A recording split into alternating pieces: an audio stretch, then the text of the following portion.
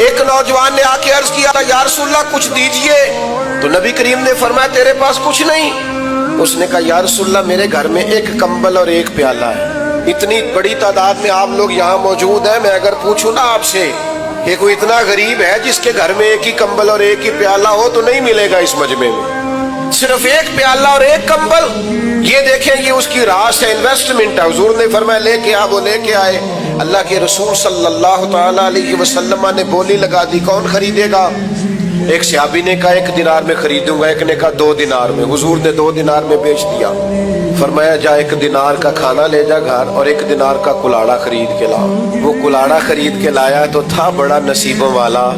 فرماتے ہیں نصیب دیکھو اس کلاڑے کے اندر دستہ نبی پاک نے اپنے دستے مبارک سے لگایا۔ فرمایا جا جا کے جنگل سے لکڑیاں کاٹ، کھا بھی اور کھلا بھی، پہن بھی اور پہنا بھی، اور 15 دن مجھے اس طرح نظر نہ آنا، یعنی فرض نماز کے علاوہ ملاقات نہ کرنا، محنت کر۔ صحابہ فرماتے ہیں وہ 15 دنوں کے بعد آیا نوجوان، تو حضور نے پوچھا اب کیا حال ہے؟ کہنے لگا یا رسول اللہ پہلے ایک پیالہ تھا اب سارے گھر کے برتن بن گئے۔ تو نبی پاک نے محنت کی طرف لگایا۔